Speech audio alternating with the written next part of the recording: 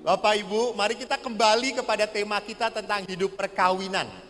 Tadi saya sudah berbicara tentang kitab suci, kitab Kejadian, yang berbicara jelas bahwa manusia itu membutuhkan sesama, penolong yang sederajat, yang saling melengkapi.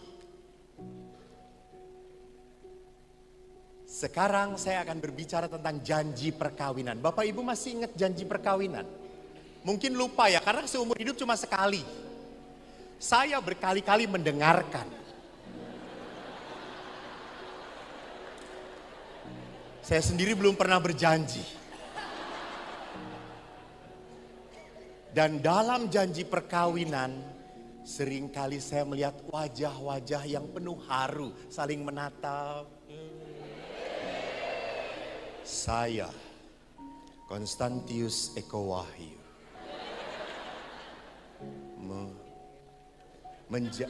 memilih engkau, Juminten. Gak ada tuh orang Makassar yang bernama Juminten?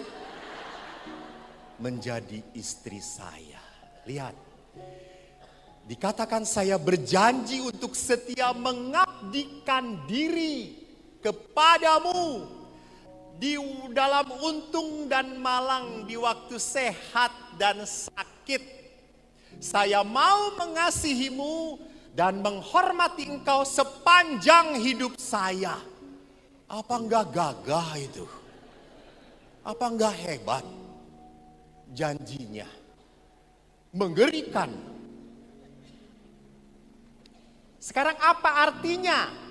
Anda waktu mungkin, saya suka tahu toh, kalau udah khotbah perkawinan saya tidak akan panjang-panjang. Nggak akan ngerti. Pasangan ini aja berpikir, kapan malam pertama? Kapan malam pertama gitu ya. Dia sudah tidak sabar lagi gitu ya. Jadi saya ngomong pun tidak akan pernah masuk ke telinga dia, dan apalagi ke hati dia. Pertama, mari kita lihat bahwa di dalam janji perkawinan tidak berubah. Dalam nama Yesus. Berubah.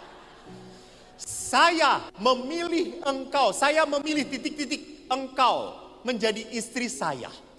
Lihat di sana. Kok mati? Hah? Sudah on. Ada. Ada tindakan kesadaran. Jadi saya sadar memilih. Jadi bapak memilih ibu tidak dalam keadaan mabuk. Kecuali mabuk cinta. Saya sadar dan bebas dan mau. Saya mau banget. Dan ingat, ini ngomong di depan orang.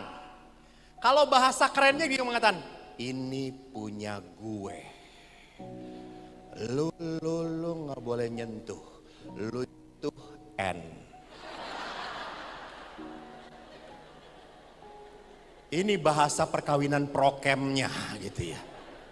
Kalau preman kawin kayak gitu ya. Jadi saya mau mengatakan bahwa ini milik saya. Dan saya tidak ragu dan tidak malu mengatakan di depan umum, dia pasangan saya. Saya yang sudah milih.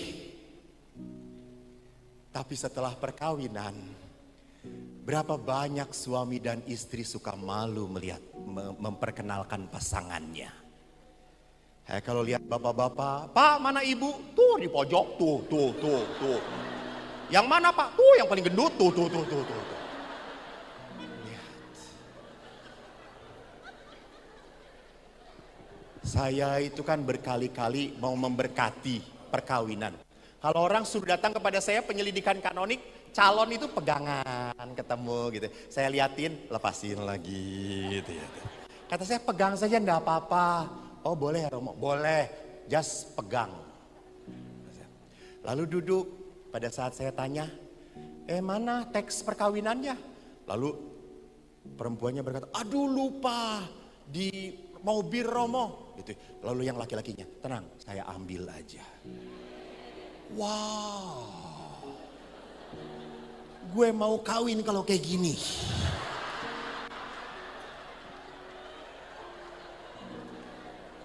setelah mereka pergi, saya didatangin pasangan suami istri yang mau perayaan 25 tahun perkawinan. Beda banget saudara-saudara. Bapaknya keluar mau beli jegling. Ibunya di belakang, Pak, tar dulu, Pak.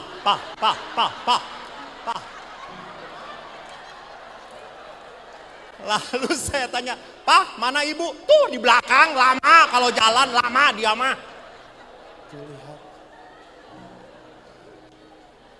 Lalu datang, ngobrol. Pas ngobrol saya tanya, Pak, kita mau misah perkawinan. Iya, lo mana teksnya? Aduh, lupa di mobil. Ambil. 25 tahun perkawinan. Saudara-saudari. Dulu dia melindungi saya. Sekarang dia memerintah saya. Jadi dalam janji perkawinan jelas sekali dikatakan bahwa saya yang mau. Walaupun emaknya cuma ngomong, nggak cocok, udah jangan sama dia. Ih, mah nggak tahu, dia baik banget. Itu lihat, kalau udah jatuh cinta itu buta segala-galanya. Anda ingat lagunya toh? Mungkin Bapak Ibu yang seusia dengan saya, ada sebuah lagu. Jatuh cinta berjuta rasanya, dibelai ditendang amboi rasanya.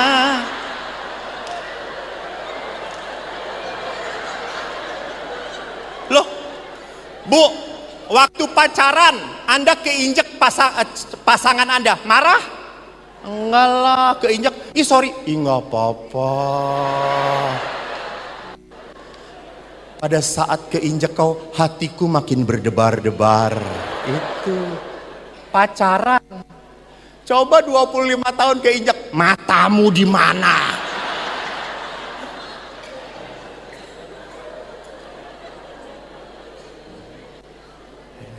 Saya, kalau tidak ada retret, saya itu datang ke satu tempat di Dago, di Bandung itu, tempat orang pacaran.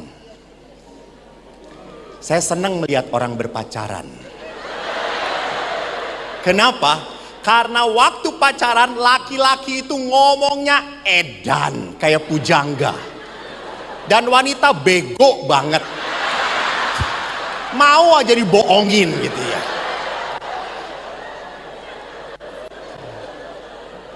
Benar toh. Jadi saya naik motor, mereka juga berdua pakai motor.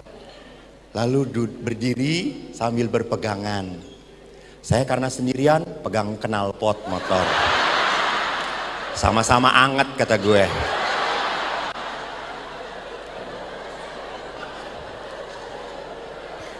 Lalu yang perempuannya, kan kalau orang Sunda itu ngomong laki-laki AA.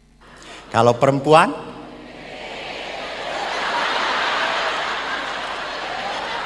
ini yang orang Sunda siapa?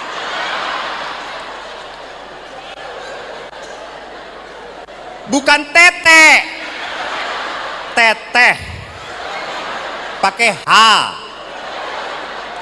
Ya Romo Samuel, jelas.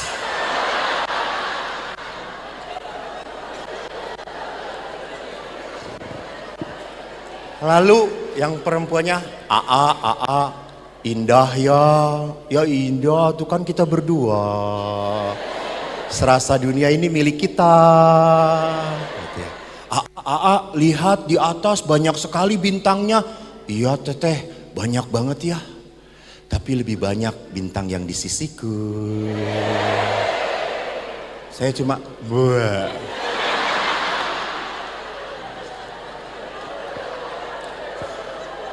Lalu yang perempuan, kan malam tuh, kan dingin sekali di sini ya.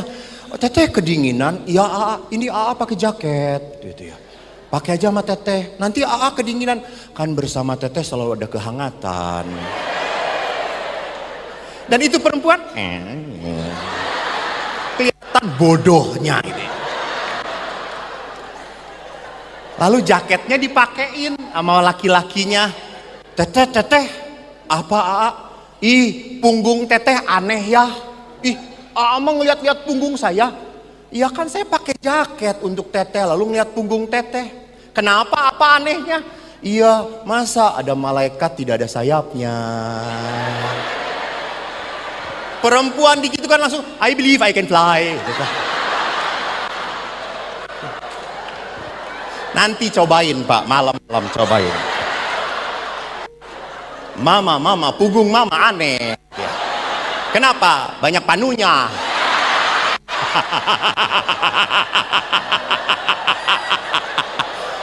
Malam tidur di luar.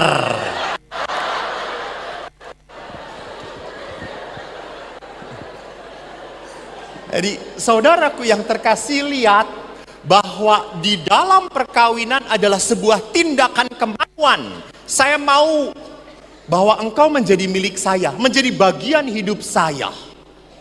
Itu pernyataan pribadi. Lalu yang kedua, saya memilih engkau menjadi istri saya, lalu kemudian rasanya saya harus pinjam deh ininya. Anda aja ya, saya perlihatkan begini, ubah di situ. Saya potong honornya. Kalimat kedua, saya berjanji untuk setia mengabdikan diri. Ini menarik. Saya mengabdikan diri. Saya ini mau seumur hidup supaya kamu tuh bahagia dengan saya. Wow. Mengabdikan diri. Artinya apa? Gereja minta bahwa perkawinan itu bukan berdasarkan perasaan. Karena perasaan itu bisa up and down. Cinta berdasarkan perasaan bisa naik 100%, bisa turun jadi 20%. Betul atau tidak? Betul. Pada saat suami pulang, gajinya pas-pasan, cinta langsung turun, drop. Low bed. Bapak tertawanya penuh penderitaan sekali, Pak. Apakah menggambarkan situasi Bapak?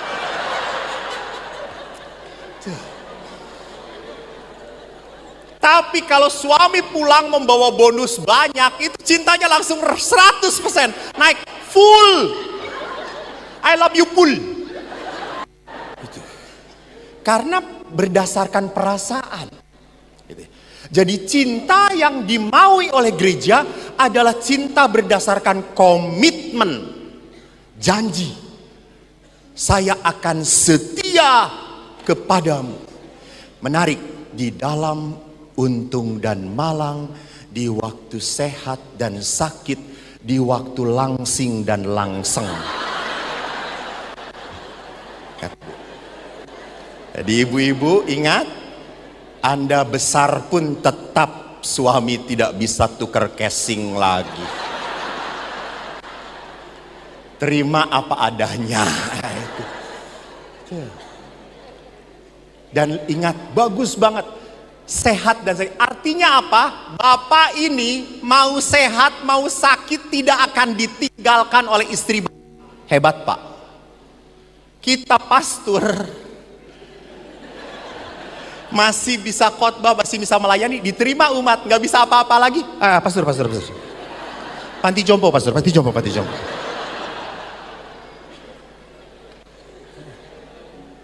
Anda sehat dan sakit diterima oleh pasangan Anda. Ada yang ngurus. Saya sering cerita pengalaman ini. Saya di Bandung sering diajak umat untuk makan. Pastor makan yuk, pastor makan. Saya kan puhau, toh kalau menolak toh gitu ya. Masa rezeki ditolak gitu ya. Ayo pastor makan. Yuk. Dan mereka tahu saya itu paling suka sate kambing. Hobi banget. Kalau Anda ke Bandung, minta diantar oleh saya, tapi Anda yang bayar ya, ingat. Saya pastor. Uang saku pas-pasan. Saya hafal semua sate, enak. Lalu suami istri datang pada saya, ayo pastor kita makan sate. Enggak lah, sudah tahu semua. Ini baru, besar dan empuk. Orang Sunda itu kalau di sate ada yang bagian sineret, khas dalam itu empuk banget. Kalau di sate paling enak. Lalu saya mengatakan, enggak, itu enak, ayo pastor, kita coba. Oke, jalan. Dan waktu saya coba, enak sekali. Sampai biasanya kalau udah makan sate kambing, kesurupan setan. Saya langsung makan dan istrinya itu baik. Ayo pastor, tambah, bakar lagi gitu ya. Dan saya lihat suaminya itu baru 5 tusuk, oleh istrinya injekin terus. Sudah, cukup, mati lu nanti.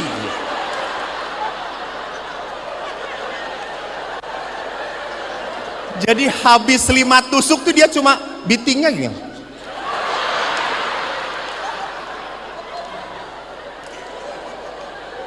Saya kan kasihan toh, sebagai sesama lelaki dianiaya oleh wanita. Saya tanya ibu, kenapa kok saya terus bapak disuruh berhenti baru 5, saya lihat bu baru 5. Pastor, nanti kalau dia yang stroke siapa yang ngurus? Saya yang repot. Lalu kalau saya yang stroke, ibu, terserah Romo. Oh alah, saya pikir baik nambah itu.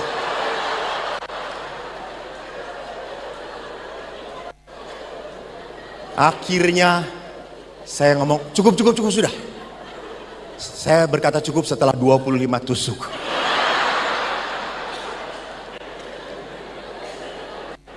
Saya pulang ke biara, malam tidur. Saya baru sadar, saya ini kena darah tinggi. Jadi sadarnya tuh setelah makan, yaitu anehnya itu ya. Malam hari saya tidur jam 11, biasanya saya sudah tidur. Tiba-tiba saya berdebar.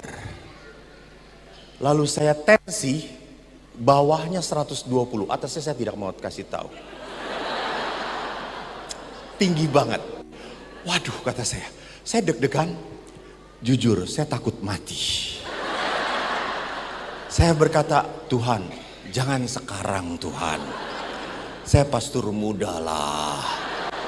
Masih bisa berkhotbah, masih bisa membuat retret umat. Nah, kebetulan pastor yang di samping saya, pastor yang tua itu 80 sekian.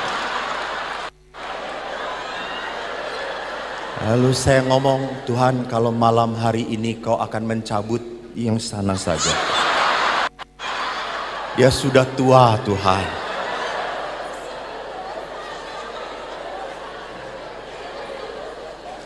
Setelah doa seperti itu, saya tenang saudara-saudara. Dan saya bisa tidur begitu lelap. Jam 5 saya dengar beker, kring. Bangun, masih bangun, sehat. Lalu saya berpikir, jangan-jangan tetangga gue gitu ya. Lalu saya langsung lari ke Romo itu. Pastor. Tidak ada suara, saya tendang. Pastor gitu. Ya, masih hidup? Masih, kata dia itu. Oh ya syukur, kata saya itu. Lalu pas makan pagi, dia tanya, Eko, kenapa kamu pagi-pagi sudah tendang-tendang tanya-tanya masih hidup atau tidak? Lalu saya ceritalah gitu ya. Oh dia kamu kurang ajar ya. Katanya. Lalu akhirnya dia kalau lewat kamar saya selalu doa begini terus. Dan saya ada di luar, di luar kata saya itu.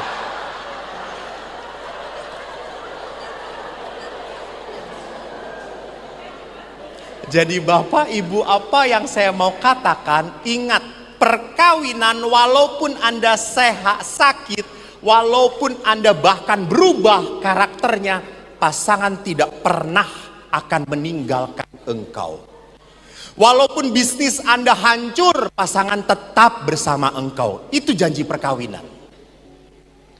Yang berikutnya, saya mau mengasihi dan menghormati engkau sepanjang hidup saya.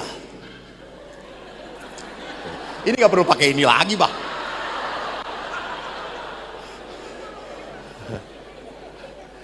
Jadi tindakan kemauan saya ini tidak akan pernah berhasil tanpa kekuatan Allah. Jadi ingat tadi sejak awal, yang mempertemukan Anda dan membuat Anda berani hidup sampai mati itu siapa? Tuhan. Tuhan. Maka kalau Anda mempunyai masalah dalam perkawinan, lari pada siapa? Tuhan. Itu. Saya ingat bapak saya. Bapak, setiap orang tua kan punya ambisi, ya atau tidak? Ambisi. Ambisi itu apa? Keinginan, mimpi untuk anak-anaknya. Kalau anak-anak SMA, ambisi orang tua supaya SMA itu masuk mana? Jurusan mana? Jurusan IPA. Ya atau tidak? Anak IPA itu pinter. Maka bapak itu dalam bahasa Jawa selalu mengatakan, cah, ini bahasa Jawa. Anak bapak kabeh melebu IPA. Cah IPA ki uteke ning kene. Cah IPS ki ning kene. Cah STM ning kono. Ini kata bapak saya. Jadi bapak dalam bahasa Indonesia, anak bapak harus masuk IPA. Anak IPA otaknya di sini. Anak IPS di sini, di dengkul, kata bapak. Dan karena ambisi bapak saya ingin anak-anaknya masuk IPA, maka pelajaran matematika itu diutamakan. Ayah saya pinter, dia selalu buat soal. Bagi adik-adik saya, 3 adik saya, soal itu tantangan. Bagi saya soal itu masalah. Maka karena bagi adik saya soal itu tantangan, langsung Pak, tambah Pak. Bagi saya baru ngeliat tulisan aja langsung mencret saya. Saya langsung ke WC Pak, ke WC. Dan di WC lama, diem aja. Dan ayah itu menginginkan kita masuk IPA. Saudaraku yang terkasih, 3 adik saya masuk IPA. Dan Eko pun diberkati Tuhan. Saya masuk IPS.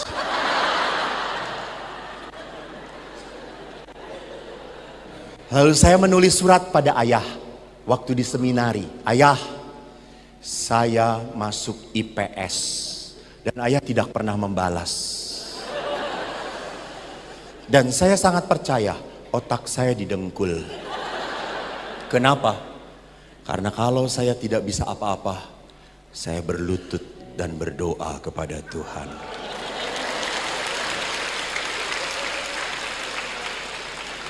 Kalau orang otaknya di kepala selalu mikir terus berusaha. Nah, Eko menyerah pada Tuhan.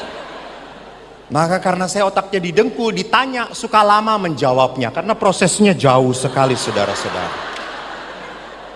Kadang-kadang tersesat dan salah ngomongnya.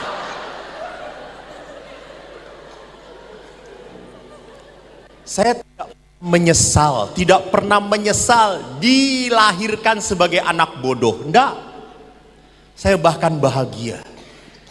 Kenapa bahagia? Saya itu karena bodoh. Khotbah itu mudah dimengerti. Karena bodoh. Kalau sampai saya orang bodoh ngomong dan Anda tidak mengerti,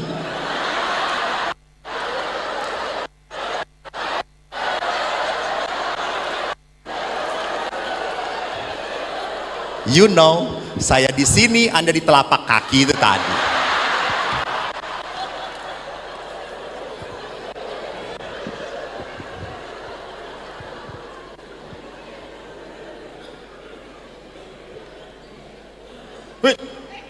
Belum.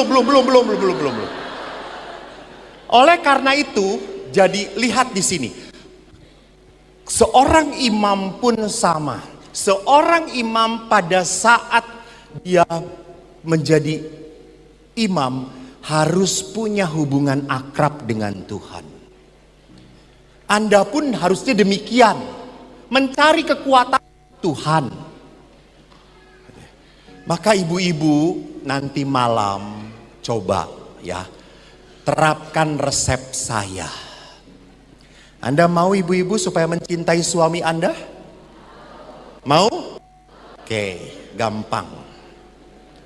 Nanti malam jam 2. Ini serius Bu, tolong.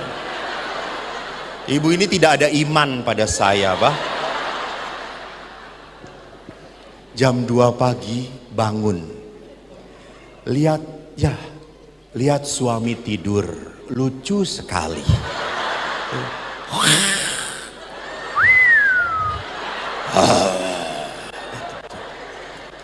Anda sejengkel apapun ngelihat suami seperti itu, luluh hati Anda, toh? Betul, betul. Anda langsung ngomong, Pak, gue racun mati loh.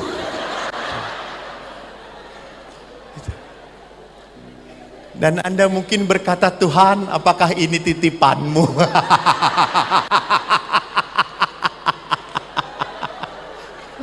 Anda bisa berkata, Pak, dulu saya tergila-gila sama kamu, sekarang kamu gilani gitu ya.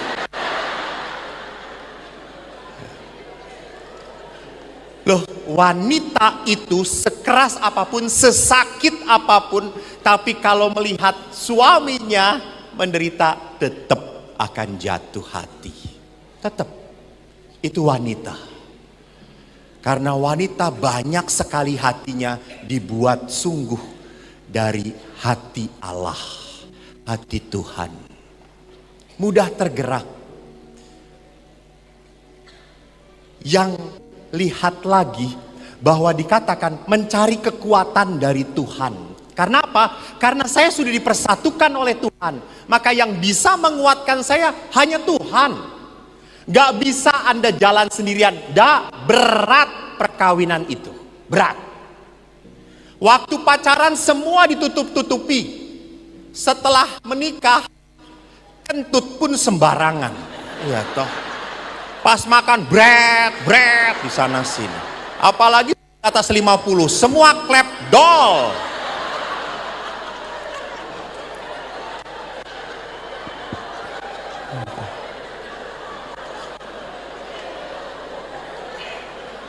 Sudah tidak ada lagi rasa malu gitu ya dengan istri itu.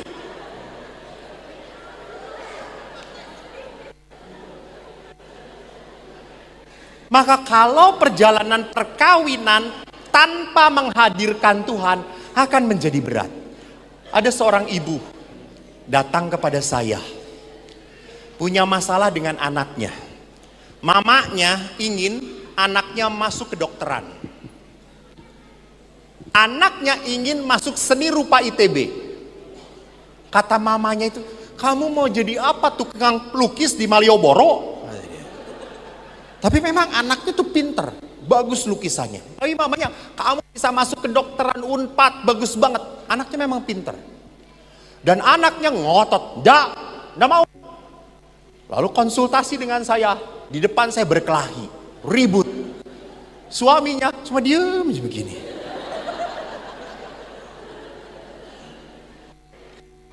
Lalu akhirnya saya sudah bingung. Terus saya mengatakan, Pak, Bu, Nak, yuk kita berdoa. Saya bawa mereka ke Sakramen Maha Kudus. Saya doakan. Setelah berdoa selesai beberapa saat, mamanya langsung berkata, Romo,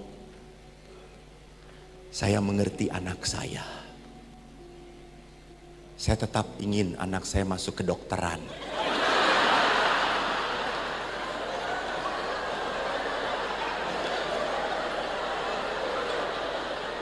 Tolong dengarkan kalimat berikutnya, Cah. Ya Tuhan. Saya mengerti keinginan anak saya tetap ingin anak saya masuk kedokteran. Tapi saya menghargai pilihan anak saya.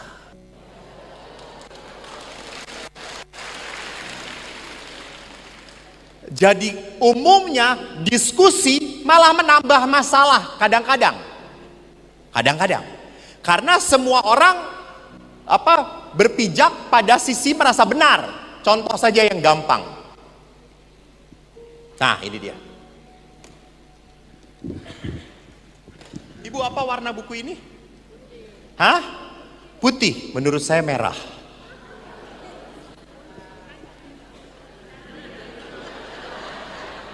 Ya atau tidak? Ibu salah? Saya salah? Kita bisa berkelahi. Karena ibu melihat dari sisi ibu dan saya melihat dari sisi saya. Maka seringkali diskusi satu sama lain malah berantem. Doa membuat lunak hati orang. Doa menghadirkan kuasa Allah. Saya pernah mau keluar waktu seminari. Karena saya mengeluh, Pak, gak mau jadi pastor lagi. Bapak kan langsung ngomong, kenapa le? Nggak kawin Pak ya. Terus makan di seminari cuma tempe terus. Dan kalau di seminari itu, seminari Mertoyudan 300 anak. Jadi dan semua di seminari saya ingat sekali, semua pegawai laki-laki. Yang wanita cuma suster di pekerja valet, itu pun usia 79 tahun. Jadi suster itu yang paling cantik. Setiap saat kami kalau haus melihat wanita, lihat suster itu.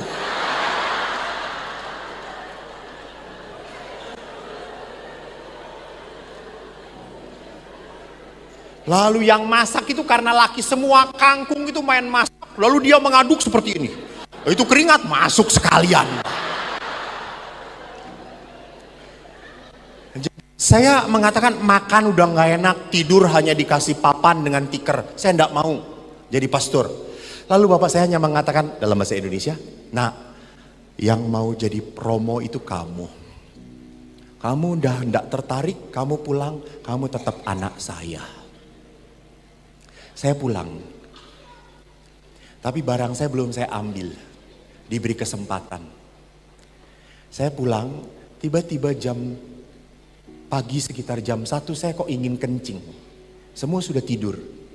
Saya lari ke kamar mandi, kencing. Pas kembali kan waktu mau kencing kan begitu terburu-buru karena menahan. Pas sudah kencing kan lebih tenang jalannya.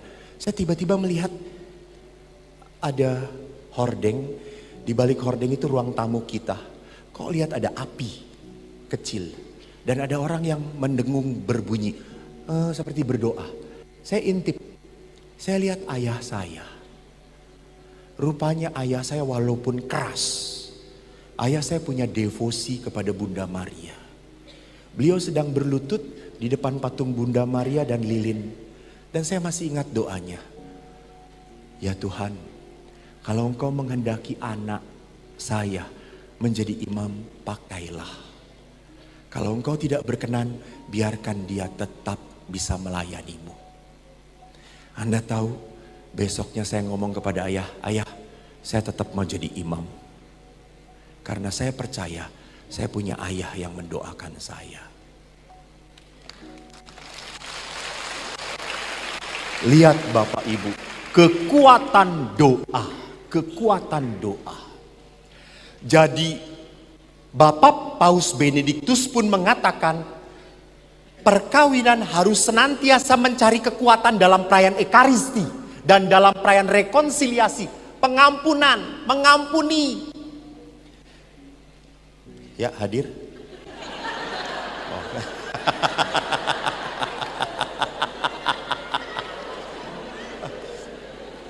Karena Bapak Ibu tidak pernah tidak bisa kalau kita tidak mengampuni pasangan. Pasangan kita penuh dengan kelemahan. Betul. Dan pasangan kita tidak seperti yang kita impikan. Dulu waktu pastor kita pacaran begini-begini, sekarang begono-begono. Beda banget. Kadang-kadang suka iri, Pah, lihat Pah. Dia itu kalau salam damai cipiki mesra banget Pak. Papa ini salam aja seperti salam mama ayam. Tidak ada unsur mesranya sama sekali, enggak. Jadi di situ kalau kita hanya memusingkan hal-hal yang tidak ada dalam suami Anda atau tidak ada dalam pasangan Anda, perkawinan akan menjadi semakin berat.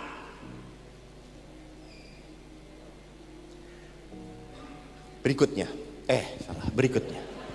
Berikut lagi. Apa akibat perkawinan? Sebentar, saya harus cek. Ini nggak ada orang yang memberikan ini tayangan. Akibat perkawinan pertama, yang kedua, ya, itu mundur, maju. Oke. Akibat perkawinan yang pertama adalah ikatan perkawinan bersifat tetap, sah. Ikatan itu berlangsung sampai salah satu pasangan dipanggil Tuhan. Jadi Bapak Ibu kalau pasangan mau cerai, saya gampang. Pastor, saya mau cerai, saya kasih pisau, silakan. Anda harus mati dulu baru cerai. Silakan, istri yang menusuk atau suami yang menusuk, silakan. Karena kan hanya kematian yang memisahkan, betul atau tidak? Saya gampang, ini nih pisaunya.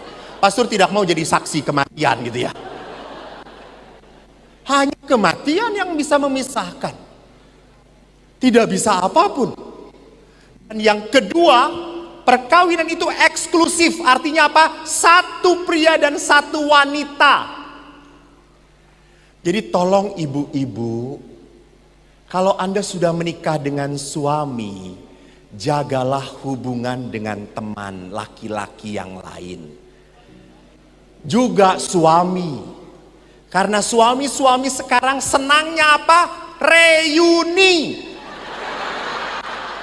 Anda tahu di reuni toh, cinta lama bersemi, cinta lama belum kelar, bisa nyambung lagi. Hati-hati.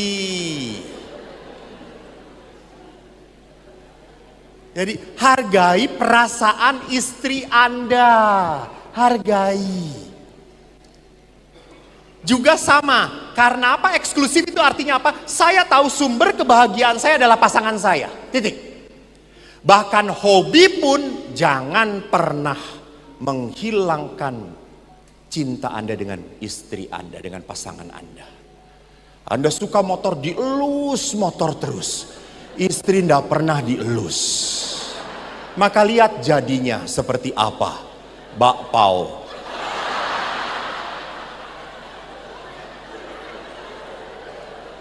Saya ingat seorang pendeta, dia cerita, Romo, saya punya umat.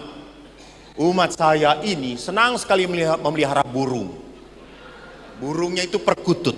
Jadi dia kalau pulang dari kerja itu, Jo,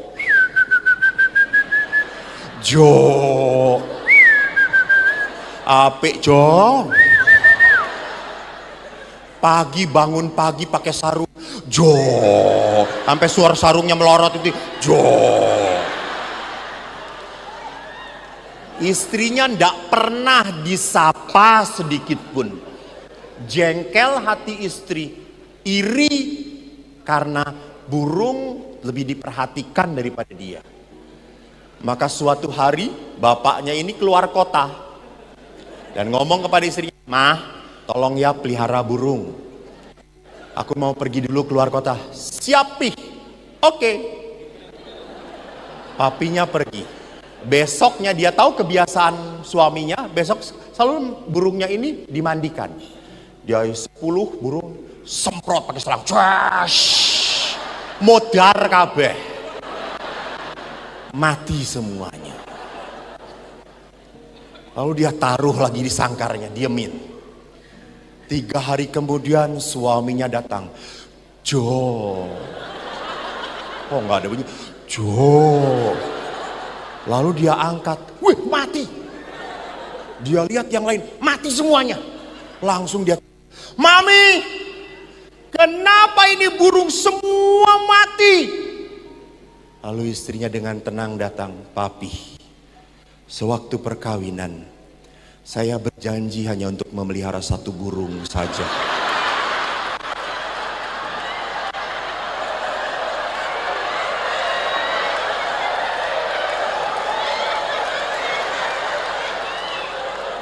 Maka daripada 1 burung yang pelihara itu burung yang harusnya saya pelihara ini mati, lebih baik saya matikan yang 10 itu.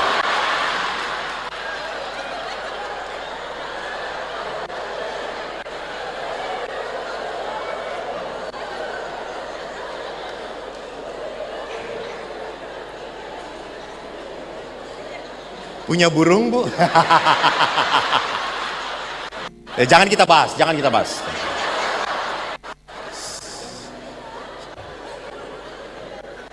Jadi lihat, eksklusif. Perhatian itu hanya pada pasangan Anda.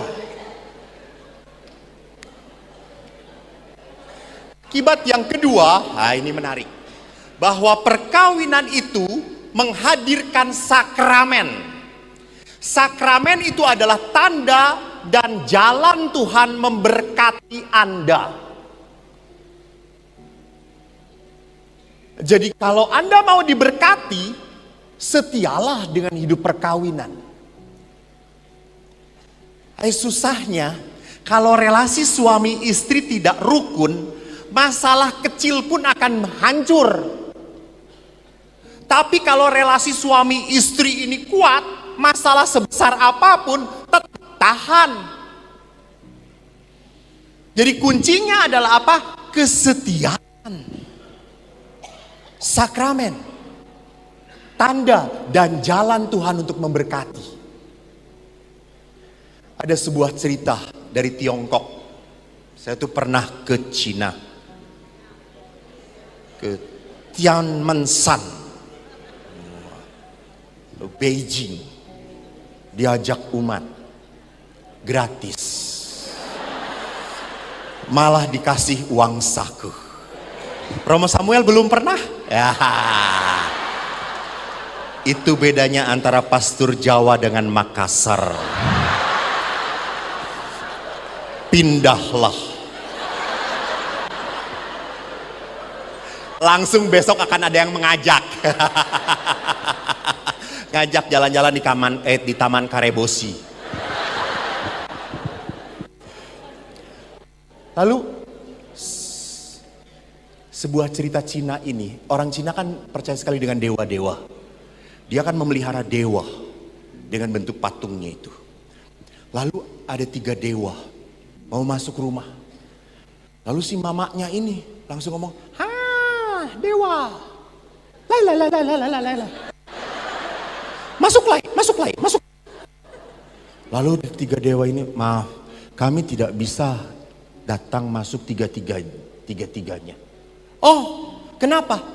Karena ini dewa kekayaan, ini dewa kesehatan, dan ini dewa cinta kasih. Kamu harus hanya boleh memanggil satu saja. Lalu pusing si ibu ini. Waduh. Terus karena dewa ini melihat si ibu ini pusing, dia mengatakan, bicara dulu dengan suami kamu. Lalu dia bicara dengan suaminya. Pak, ada 3 dewa. Oh, dewa apa saja? Dewa kekayaan, dewa kesehatan, dan dewa kasih. Suruh masuk 3-tiganya. Kita punya 3 dewa itu, kita sejahtera. Tidak bisa, Pak. Hanya satu dewa saja. Kalau karena suaminya ini tukang dagang, dia langsung, dewa kekayaan nih, panggil dewa kekayaan. Nanti kita kaya raya. Kita kaya raya, punya mobil dan pesawat. Tapi kalau kita piansui, kita lumpuh, diem aja di kursi. Itu uang kaya itu hanya untuk beli tisu. Gitu dah. Lalu suaminya berkata, iya juga ya. Lalu akhirnya si istrinya, udah dewa kesehatan saja biar kita sehat, selalu sehat. Terus suaminya ngomong, iya Mi, sehat-sehat, tapi kalau tidak ada duit pening juga Mi. Iya juga ya. Lalu anaknya teriak dari kamar, Mi, udah dewa kasih sajalah suruh masuk. Dewa kasih, supaya di rumah kita ada kasih dan cinta. Lalu si bapaknya ngomong, ya udah kita dengerin anak kita. Kita ngikutin apa yang si Otong mau ini. Lalu si maminya keluar dan dia berkata, dewa cinta, ayo masuk ke dalam. Pada saat dewa cinta ini masuk, dia kaget. 2 dewa yang lain ikut masuk. Lalu dia tanya, loh dewa, katanya cuma bisa masuk 1. Lalu dewa itu berkata, betul. Kalau kamu hanya nyuruh dewa kaya, hanya kaya yang masuk. Kami tidak bisa masuk. Kalau kamu menyuruh dewa sehat, kami juga berdua tidak bisa masuk. Tetapi karena kamu menyuruh dewa cinta, maka dua-duanya kami bertiga bisa masuk ke dalam. Jadi Bapak Ibu, jangan pernah takut. Kalau Anda dipersatukan oleh Tuhan, Tuhan juga akan memberkati Anda. Asal usaha, jangan amin doang.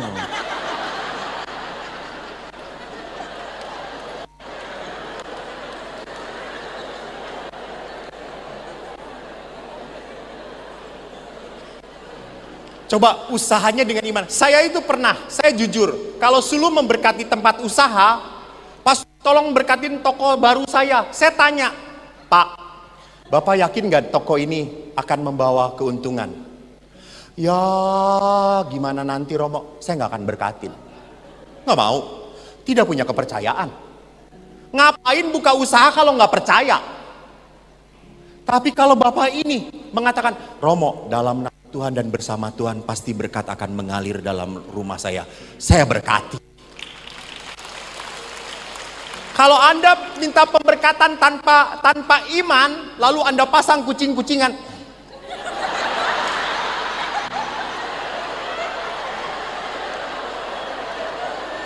tetap nggak akan ada kangtanya, gitu ya. Nggak ada untungnya. Sekalian aja foto Romo Samuel.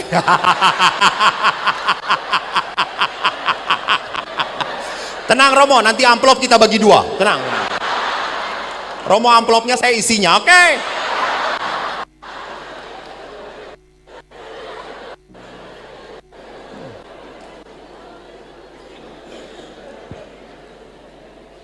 Jadi perhatikan, jangan pernah takut. Setelah menikah berkat tidak ditutup oleh Tuhan, tidak dibuka lebar-lebar. Tuhan memberikan kasih pada Anda. Saya pun sama, jadi pastor bahagia sekali. Umat itu memberi, semua ini pemberian umat saudara-saudara. Hanya celana dalam yang beli saya sendirian itu. Ancimnya sudah meninggal, nggak pernah dikasih lagi. Ibu mau gantikan, saya beritahu nanti. Tapi jauh dikirimnya, jauh, jangan. Saya wakili Samuel saja Bu ya.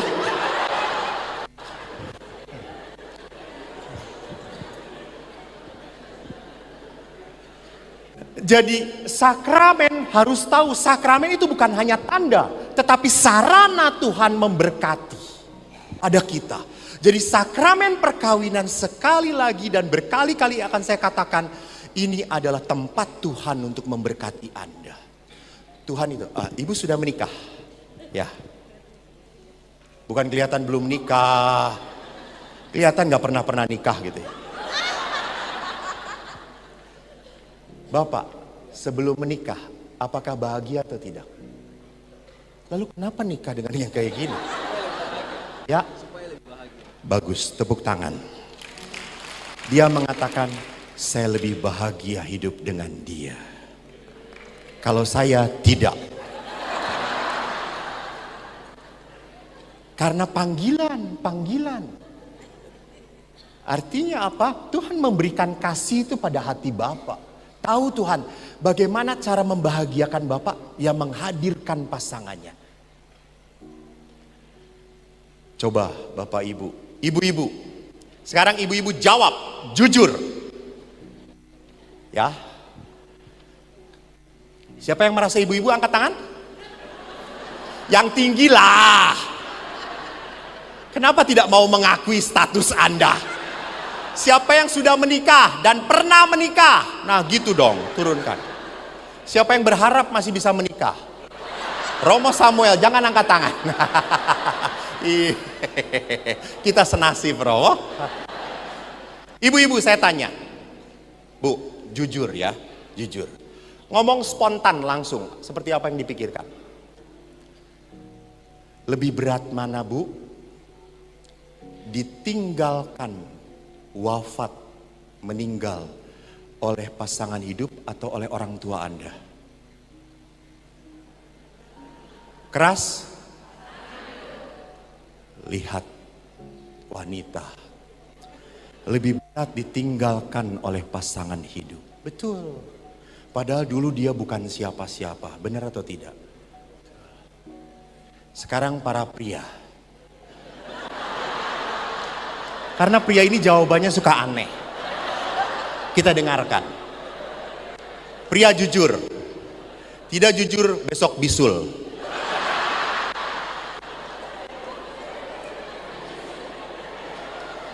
Mana pria yang sudah menikah? Angkat tangan. Cukup banyak. Di sini ibu-ibu semua. Bapak belum menikah? Atas, angkat tangan dong Pak. Oh. Baik. Bapak, saya tanya. Mana lebih berat? Ditinggalkan meninggal oleh istri pertama apa kedua?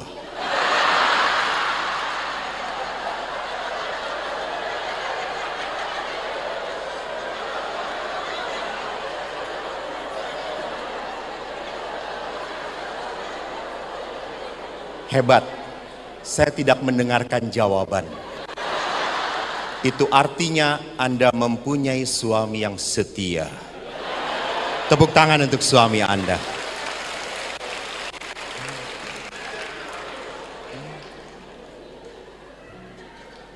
Cobalah kalau sharing, coba sharing sekarang suami istri.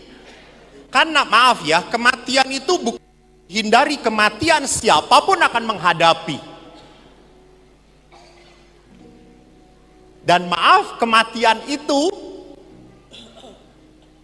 kapanpun kita tidak tahu. Ada orang yang mengupil meninggal di Afghanistan kena bom. Pas ngupil ada bom jatuh, dia mati. Jadi ngupil itu pun berbahaya.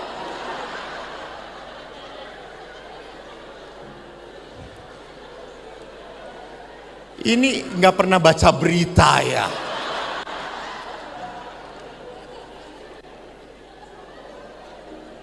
Jadi kematian itu seringkali orang mengatakan, ih pastor jangan ngomong kematian lah, pamali. Pamali apa bahasa Makassarnya? Ada pamali tuh pamali. Pamali itu railo, nggak pantas lah untuk dibicarakan. Loh harus dibicarakan. Sekarang pertanyaannya, kalau Anda diberi kesempatan bicara antara suami istri, lebih dulu meninggal siapa? Suami atau istri?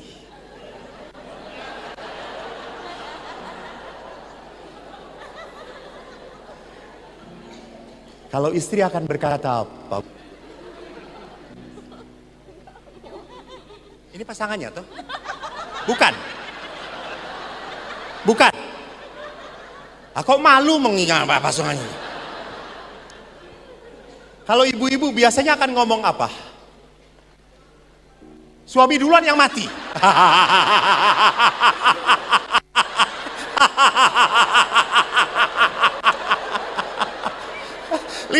tahun seminar baru sekarang saya mendengar kata-kata yang menyakitkan seperti itu. Para suami.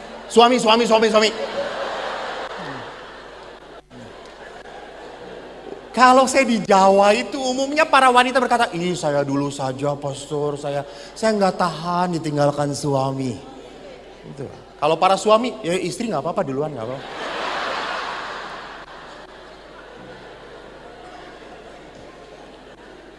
Jadi perhatikan di sana, kalau perkawinan itu sakramen dan tanda Tuhan memberkati, kita sudah menyatu sekali dengan yang namanya pasangan hidup. Itulah mengapa di dalam perkawinan kita tidak satu darah, tidak boleh satu darah. Tetapi setelah perkawinan kita menjadi satu daging. Karena kita menyatu di depan siapa? Bukan di depan Tuhan. Pertanyaannya belum selesai kok di depan Tuhan. Di depan siapa Bapak berani telanjang?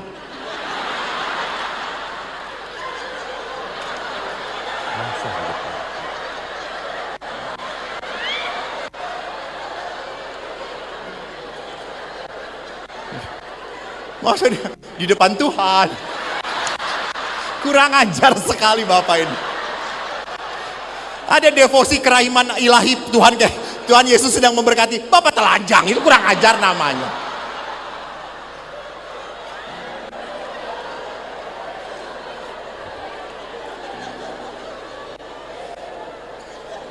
Loh, suami atau istri tidak pernah akan malu telanjang di depan siapa? Pasangannya. Dalam kitab suci tadi dikatakan, suami istri itu Hawa dan Adam telanjang, tetapi mereka tidak malu, tidak malu. Betul, tidak malu. Walaupun setelah lama perkawinan, dulu waktu awal berdua masih terang-terangan, gitu ya. Tapi selama-lama setelah perkawinan makin lama makin redup, makin redup, makin redup.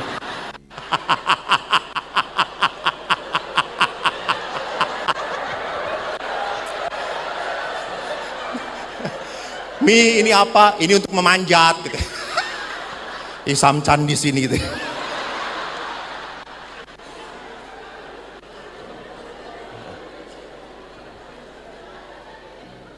Next.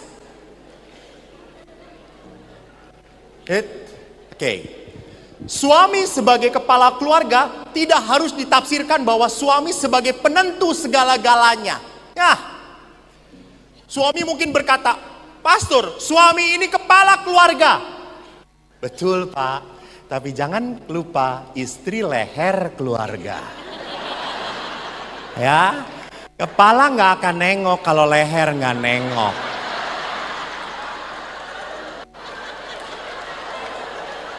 Jangan sok kepala-kepala. Gaya saja. Saya lihat Bapak Jenderal bintang 2. Pulang ke rumah istri bintang 3.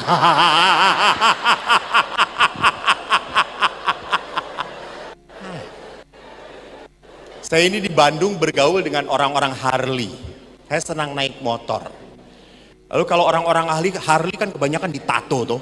Saya selalu berziarah dengan mereka ke Gua Maria. Lalu orang Harley ini ditato, tatonya harimau, gitu ya. Tapi dia kalau mau pergi keluar, lalu izin kepada mamanya, "Ma, aku mau pergi." "Sudah, cukup, gak perlu pergi." Itu harimau jadi kucing nih.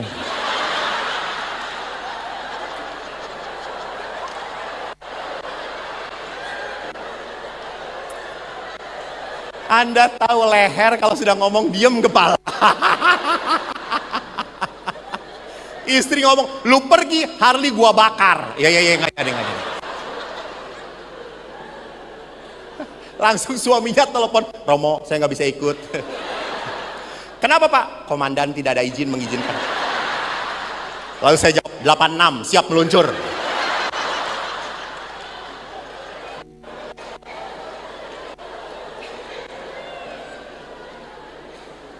Next. Akibat perkawinan terakhir adalah apa? Bahwa kita harus mendidik anak. Saya akan berbicara tentang pendidikan anak besok di paroki. Saya tidak akan banyak berbicara di sini tentang pendidikan anak. Maka sekarang saya akan berbicara teks. Nah, tantangan di era digital. Apa sih, penerama? Kita berhadapan dengan generasi Z. Ada generasi baby boomer, generasi X, generasi Y, generasi Z. Generasi itu didasarkan pada tahun kelahiran. Jadi baby boomer ini muncul pada saat perang, zaman setelah perang. Itu kan orang menjadi kawin semuanya, beranak semuanya. Jadi anak banyak artinya banyak anak berarti banyak masalah. Generasi Z adalah anak-anak yang dilahirkan pada tahun 95 sampai dengan 2010. Ingat, di dalam generasi Z ada beberapa poin yang ingin saya katakan. Generasi Z sering disebut sebagai e-gen atau generasi net, generasi internet. Generasi yang banyak berkomunikasi dalam dunia maya. Saya kalau lihat anak-anak, saya sering kali ke tempat internet, ke warnet. Saya kalau masuk warnet, selalu ditanya, "Pak mau ngapain?" Lalu saya jawab, "Cari anak," kata saya itu.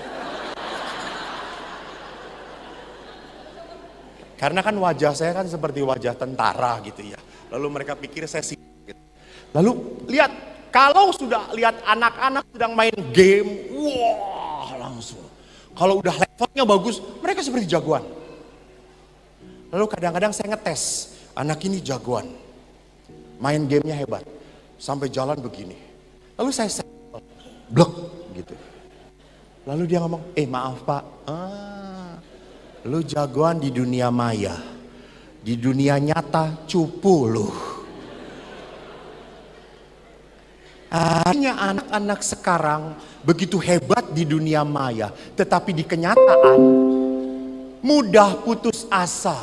Mudah patah semangat. Lihat anak sekarang, disuruh ini nggak bisa mah, susah mah. Lalu mamanya juga tidak sabaran. Sini kayak gini aja nggak bisa. Lalu anaknya pinter, terusin mah. Iya toh. Dan mama itu kan selalu nyuruh anaknya belajar. Ucok, belajar. Dan anak langsung jawab, tidak ada PR. Lalu mamanya ngomong, ucok, belajar. Besok nggak ada ulangan. Tapi namanya mama kan tidak pernah putus asa. Ucok. Dan anak dengan tenang, besok libur. Modar nggak? Anak selalu bisa menjawab. Maka lihat, generasi Z adalah generasi yang hebat di komunikasi dunia maya. Generasi yang mahir dan tergila-gila dengan teknologi. Senang komunikasi dan berekspresi lewat medsos. Mereka bukan orang yang asosial, bukan sosial, tetapi lewat media sosial. Mereka berhubungan dengan orang lain, berhubungan. Bahkan ada anak-anak, saudara-saudara SD kelas 3 tanya kepada saya, Romo punya Facebook nggak? Terus saya enggak punya. Kampungan. Asem ini anak. Kalau anak gua udah gua salib bersama Yesus, kata saya.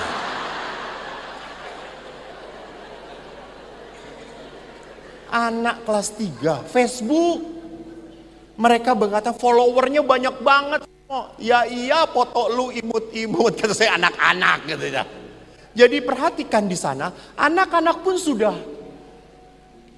menjarah kemana-mana. Dan yang terakhir, generasi ini tidak butuh diajari oleh orang tuanya. Kenapa? Kalau mereka ingin tahu, tinggal buka Google. Dan saya sangat sedih, karena saya harus menghadapi satu kasus sebelum saya pindah ke Medan. Kasus yang membuat saya kaget. Anak kelas 5 SD, laki-laki menyodomi anak TK. Dan waktu saya tanya, saya periksa, anak ini diberi kuota unlimited oleh orang tuanya. Dan waktu dibuka semuanya, tidak ada kunci sama sekali. Dia bisa explore apapun. Dan gaya anak ini karena apa? Melihat yang ada di YouTube. Sampai anak ini ngomong, Pastor, saya ngelihat lalu ngajak anak itu sini. Saya iming-imingi mainan. Saya prosotin. Saya nyobain. Lihat. Karena nonton yang tidak terpantau oleh orang tuanya. Orang tua main glontor begitu saja tanpa ada sebuah perhatian. Sebuah rambu-rambu. Anak-anak tidak bisa kalau tidak dikasih rambu-rambu. Saya tidak akan kebablasan. Terus, mana? Generasi ini senang melakukan berapa aktivitas dalam waktu bersamaan. Lihat, anak-anak sekarang tuh senangnya multitasking. Lihat saja kalau belajar. Nggak mungkin nggak pakai headphone, nggak dinyalakan musik. Pasti belajar gitu.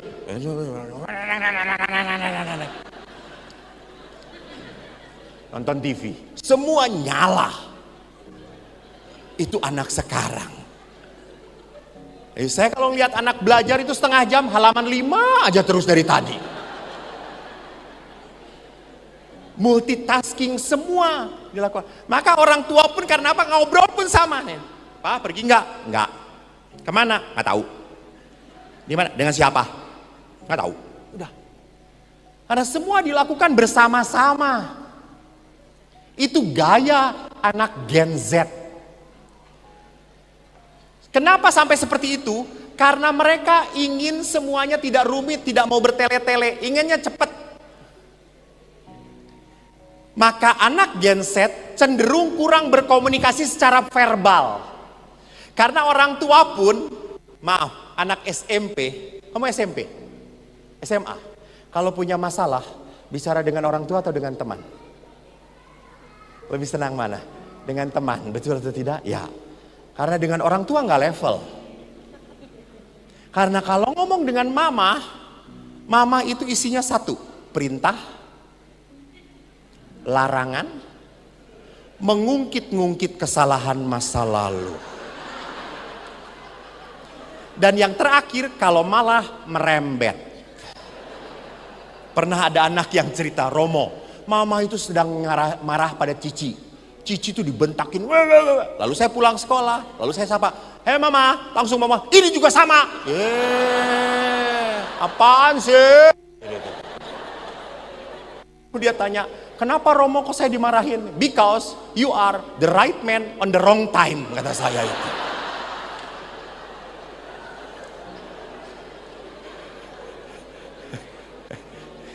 Jadi saya suka ngomong kepada anak-anak, kalau mama kamu marah, lu hindari. Dan yang kedua, kalau mama marah, deketin mama. Wah, nanti disikat. Enggak, berdoalah salam Maria. Jadi marah, wah. Salam Maria penuh rahmat Tuhan serta.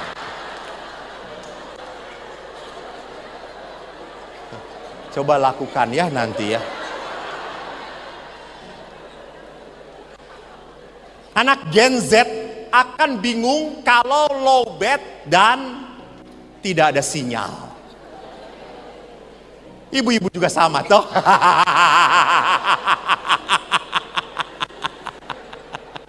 Saya itu sekarang sedih kalau suruh seminar, suka berbanyak yang minta foto-foto.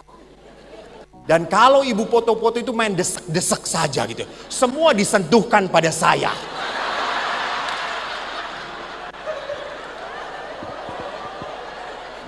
Hayo Romo, gitu ya.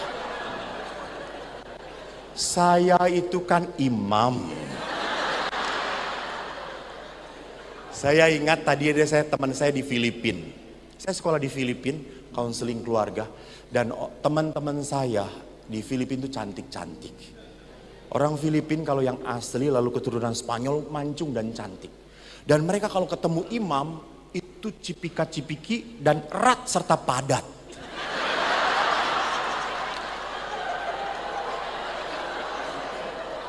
Tidak seperti orang Indonesia setengah hati. Mereka, hi father, how are you? Saya sejak kecil, maaf, oleh ayah, maaf ya Pak, jarang sekali dibeginikan, jarang. Sehingga saya itu memang dengan sentuhan agak mengambil jarak. Tapi waktu di Filipina, orang, hi father, saya awalnya enggan. Lama-lama ketagihan.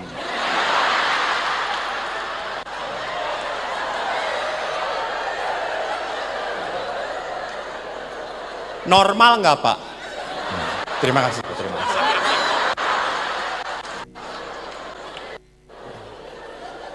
Cantik-cantik. Kalau dengan mama ya saya mundur dikit. Lalu saya berpikir, saya mau jadi pastor. Saya ingin bertahan jadi pastor. Enggak. Doa saya adalah Tuhan jauhkanlah aku dari cobaan. Sebab aku bisa masuk sendirian. Maka saya setiap ketemu teman saya selalu berkata, no. Just shake my hand, that's enough. Oh father, why? We are in Christ. In Christ lu, kata gue teh. Lu tenang, gue balik pening tau.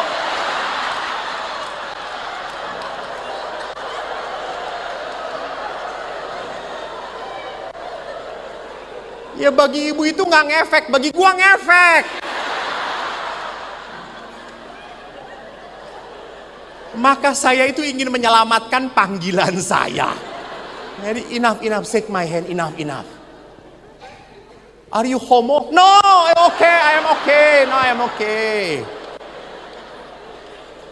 I'm normal. Gitu ya. Jadi perhatikan di sini bahwa di dalam hubungan dengan genset jarang sekali hubungan verbal bicara. Apalagi duduk bareng dengan orang tuanya, enggak bisa. Maka sekarang sebagai penutup, saya ingin memperlihatkan satu hal saja. Tolong. Saya terlalu banyak lewat sih. Pakai ini atau? Oke. Saya dari sini ya, karena saya mau ngotor. Bapak Paus mengatakan tidak ada keluarga yang jatuh dari surga. Tidak ada orang tua yang sempurna. Tidak ada ayah yang sempurna, anak yang sempurna. Semua keluarga punya masalahnya masing-masing. Jangan berpikir, ih keluarga dia enak ya. Lo nggak lihat. Lo nggak ngerasain, betul atau tidak? Betul. Oh terima kasih nak. Anak kecil aja tahu. Betul. Mungkin ada suami istri, istrinya baik, anaknya baik-baik, ayahnya error. Bisa terjadi bapaknya baik, ibunya baik, anaknya koplo. Bisa terjadi suaminya baik, anaknya baik, istrinya sangat baik sekali. Saya tidak berani kalau dengan ibu-ibu. Pulang mati gue. Jadi setiap keluarga punya salibnya masing-masing. Dan jangan pernah membandingkan. Anda punya berkat sendiri. Punya berkat sendiri. Yang tidak dimiliki oleh orang lain.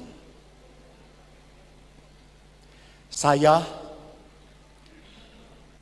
walaupun saya punya ayah yang keras, saya sangat bahagia dengan ayah. Karena sewaktu ibu saya pensiun, ibu saya kena stroke 10 tahun. Ibu tidak bisa apa-apa. Dan yang merawat dari pagi sampai malam adalah ayah. Ayah bangunkan ibu, ayah mandikan ibu, lalu dia bersihkan, beri baju, lalu kasih ibu berjemur, ayah masak. Karena ibu kena gula, jantung, lalu darah tinggi. Komplikasi. Lalu sampai akhirnya apa yang terjadi? Waktu saya tanya pada ibu, Bu, nanti di surga, waktu ibu sudah masih bisa bicara. Ibu kalau di surga menikah, ibu cari suami siapa Bu? Dan ibu dengan bahasa Jawa jelas, aku harap menggolek bapakmu. Bapakmu ki ape. Jadi ibu tidak pernah menyesal hidup bersama ayah. Dan waktu ayah saya merawat ibu, teman saya pernah tanya, Bapak kenapa begitu setia merawat istri? Kan istri sudah, ini bapak saya masih seger, sehat. Dan bapak saya berkata apa? Mas, waktu saya muda, istri saya merawat saya dengan baik, melayani saya dengan baik. Kalau sekarang dia sakit, jatah saya melayani dia. Maka pada saat ibu serangan yang keempat, masuk ICU, dokter memanggil saya, Romo, Ibu Romo ini terlalu kuat. Maaf ya Romo, kalau orang normal sudah meninggal. Lalu saya berpikir, kenapa ibu tahan? Saya berpikir ibu saya terlalu sayang pada ayah. Sehingga ibu tidak mau meninggalkan ayah. Lalu saya panggil ayah, ayah harus ngomong pada ibu. Saya ngomong apa? Karena ayah sudah berpasrah. Ayah ngomong pada ibu, ya Bu, ibu duluan ke surga. Nanti saya menyusul. Ayah marah pada saya. Aku nggak mau suruh ngomong seperti itu, kurang ajar. Terus saya berkata, ibu tuh terlalu sayang pada ayah. Itu saya ngomong hari Sabtu, hari Jumat. Hari Sabtu saya tanya, ayah sudah? Belum, saya nggak berani. Oke, nggak apa-apa. Hari Minggu, saya setelah misa, saya ke rumah sakit ke ICU lagi. Saya baru mau masuk, saya melihat ayah sedang menangis dengan ibu. Saya kembali nggak jadi, lalu ayah datang dan berkata, saya sudah ngomong. Dan apa yang terjadi? Senin ibu drop, Selasa meninggal. Dan waktu meninggal, ayah berkata begitu indah.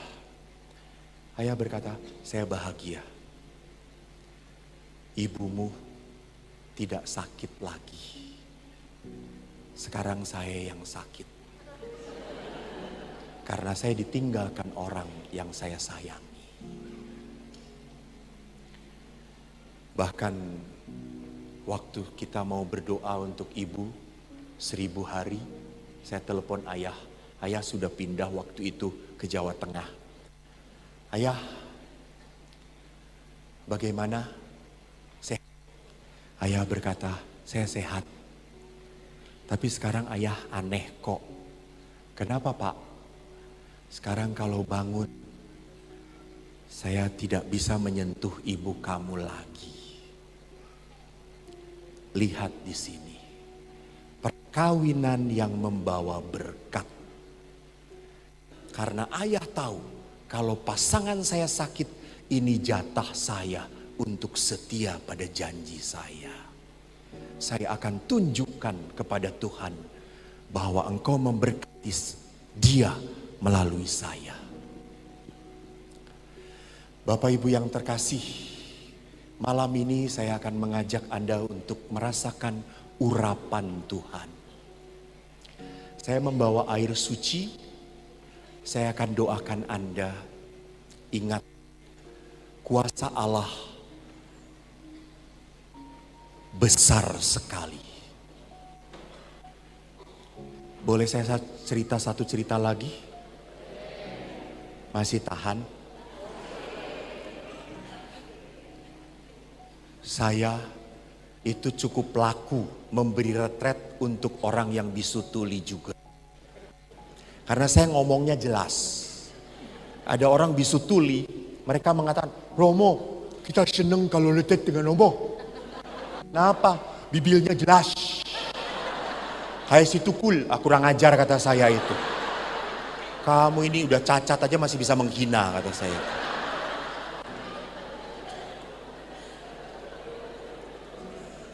Jadi awalnya saya memberi retret mereka ada penterjemah. Tapi yang kedua ketiga mereka sudah tidak butuh penterjemah. Saya harus di depan karena mereka membaca bibir saya. Lalu suatu saat mereka minta kepada saya, Romo, kita mau jalan. Apaan? Yalah, oh ziarah. Ya, mana? Hayoi. Oh, Kaliori. Oke, di Jawa Tengah itu ada tempat ziarah namanya Kaliori. Oke, hayoi Oma. Oke, siap. Saya antar. Tapi saya harus berangkat dari Jakarta. Saya di Bandung, berangkat di Jakarta. Tiba-tiba hari H, saya sakit kepala saya. Waduh, pening sekali. Saya sudah minum Sumagesik, sudah minum Panadol, masih sakit. Lalu saya datang, mereka sudah senang. Gitu ya. Mereka kalau menyambut tangannya begini, tepuk tangan. Kalau gini kan gak denger mereka juga gitu. Toh. Ada saya itu. Oma, Hakit. Oma, Hakit. Ya, hidul. Lalu mereka kasih tempat yang enak di bus. Dan itu saya senang kalau jalan-jalan bersama mereka. Tenang sekali.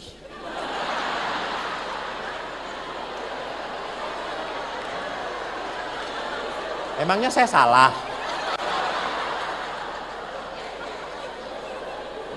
Ya saya kan gak salah toh. Lalu saya berharap saya bisa tidur sampai Kaliori saya sehat. Saya turun masih pening. Lalu ibu-ibu itu, Homo, semangat sekali. Homo, ya. Lalu di kali ori itu ada 7 mata air. Dan semua mata airnya ada patung Bunda Maria yang berbeda-beda.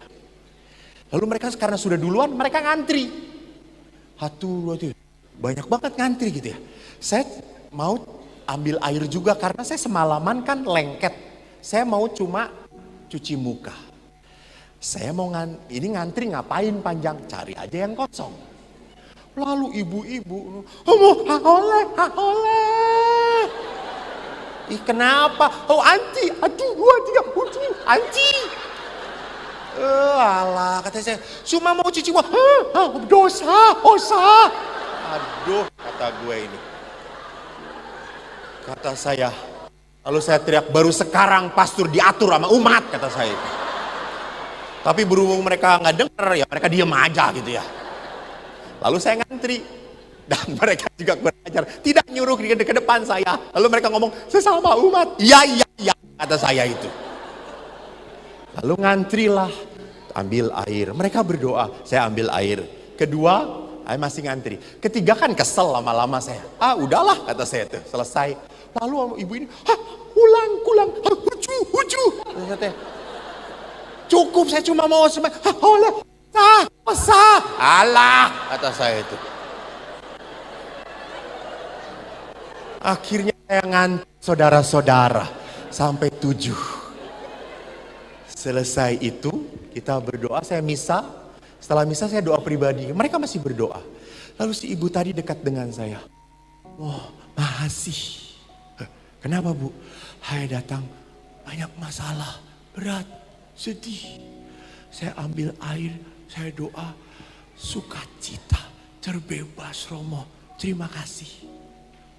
Ibu, saya pergi dari Jakarta pusing. Saya sudah ambil air dan berdoa, sekarang masih pusing.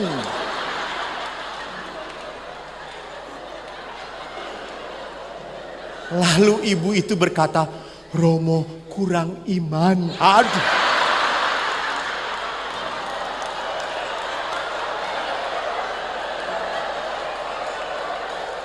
Langsung saya pindah doa pribadi sendirian. Betul. Saya datang ke situ mau ambil air untuk apa? Cuci muka. Ibu itu datang untuk ambil air sebagai tanda apa? Berkah Tuhan. You get what you believe. You see? You get what you believe. Kalau Anda hanya melihat air itu sebagai air biasa, and you get it. Tapi kalau kau melihat air itu sebagai lambang menyucikan, menghapus beban, and you will feel it. Maka Bapak, ngerti nggak tadi? Anda gayanya begini-begini. Padahal langsung buka Google, apa artinya tadi ya? Jadi Bapak Ibu, saya akan berdoa sejenak. Mari sebelum kita tutup, dan saya minta mari sejenak. Saya percaya perjalanan perkawinan kadang-kadang berat. Perjalanan perkawinan kadang-kadang terasa begitu melelahkan. Bawalah, ingatlah. Mungkin ada rasa-rasa berat itu yang masih Anda pegang, Anda genggam. Kita akan berdoa dan saya mohon kepada Tuhan, di sini pun ada beberapa romo. Saya mohon para romo untuk mendoakan umat yang ada di sini untuk hidup keluarga mereka. Saya percaya lawatan Tuhan akan memberikan pembebasan dalam hidup Anda. Tuhan, aku percaya Engkau menjamah kami. Katakan Yesus jamah bersama-sama. Yesus jamah.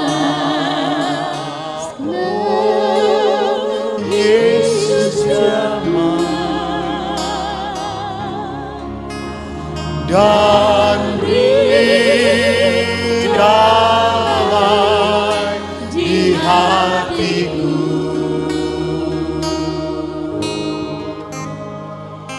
Semua telah berubah dan aku tahu Yesus jamah ku jadi baru. Terima kasih Tuhan, Engkau hadir bagi kami.